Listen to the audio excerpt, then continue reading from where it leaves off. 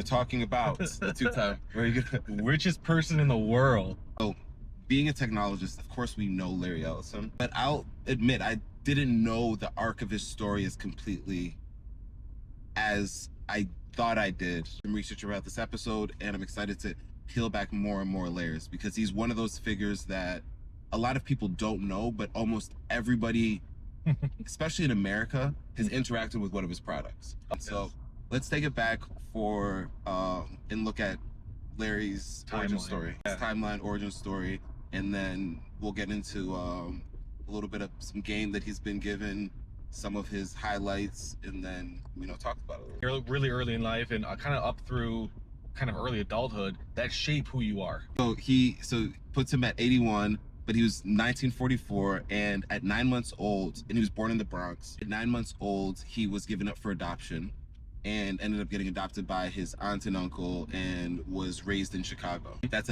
a core memory of him that kind of sits under his motivations. But he grew up in Chicago with his aunt and uncle, and they also had a really strong imprint on who he ended up becoming.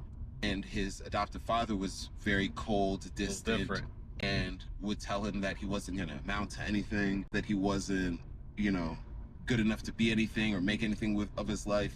And that those memories of his interactions with his father almost certainly drive him today.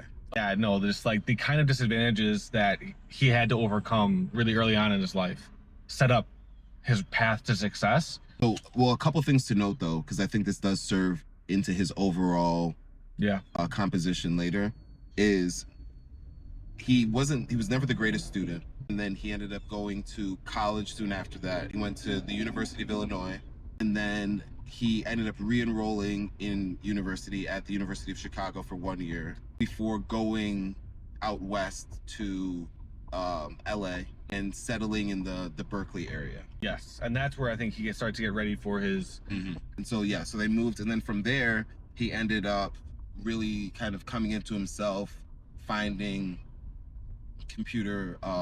Actually, another thing when he was at school is it wasn't like he was without talent, because he did win Science Student of the Year. Oh yeah, when he was there one of the years. I think at the University of Illinois, but he was not invested in his learning there because of the dynamic that was presented.